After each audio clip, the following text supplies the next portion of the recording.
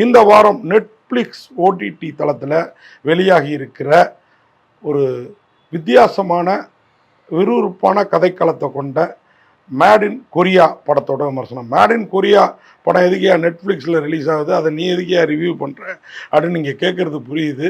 இந்த படம் ஒரு தமிழ் படங்க. தமிழ் படம் மட்டும் இல்லை, இது ஒரு pan India movie. Tamil, Telugu, Malayalam, Hindi எல்லா மொழியிலையும் வருது.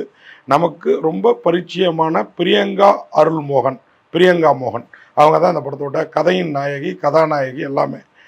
என்ன கதை, என்ன களம் அப்படின்னு பார்த்தீங்கன்னா, நீலகிரி அதில் ஒரு மலை கிராமத்தை சேர்ந்தவர் நம்ம பிரியங்கா மோகன். அப்பா ஒரு மளிகை கடை வச்சுருக்கிறாரு, மளிகை கடை ஏதோ ஒரு கடை வச்சுருக்கிறாரு.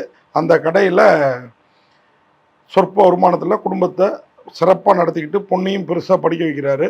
பொண்ணோட லட்சியம், காதல் தம்பதிகள் அப்பாவும் அம்மாவும், பொண்ணோட லட்சியம் நான் இங்கெல்லாம் பிழைக்க மாட்டேன், அதாவது வேலை பார்க்க மாட்டேன், எனக்கு பிடிச்ச எனது கனவு தேசமான கொரியாவில் தான் வேலை பார்ப்பேன் அப்படின்றாப்புல. நமக்கு உடனே என்ன வடகொரியாவா தென்கொரியாவா அப்படின்னு தோணுச்சு. வடகொரியா உள்ளார நம்மளை விடவே மாட்டாங்க. ஏன்னா கிம் ஜாங் ஜுங் அவர் அவ்வளோ பெரிய சர்வாதிகாரியாக அங்கே ஆட்சி பண்ணிகிட்டு இருக்கிறதுனால மற்ற நாட்டு ஆட்கள் அங்கே அவ்வளோ சீக்கிரம் இறக்க மாட்டாங்க, ஏற்ற மாட்டாங்க, அது நமக்கு தெரியும். அதனால் தென்கொரியாவை தான் அவங்க கொரியான்னு மீன் பண்ணுறாங்க.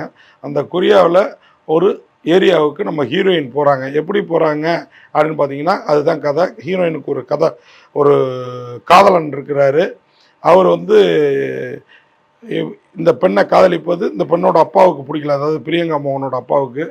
அவர் அவனை பார்த்தாலே கரிச்சு கொட்டுறாரு. ஆனால் அவனை ஒரு ஹோட்டல் பாரில் வேலை பார்த்துக்கிட்டு இந்த பொண்ணை காதலிக்கிறாப்புல.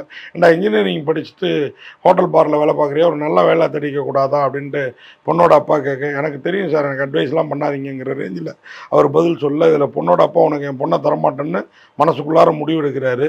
அந்த பையன் இந்த பொண்ணை கிட்டத்தட்ட கடத்திட்டு கிளம்புறாரு.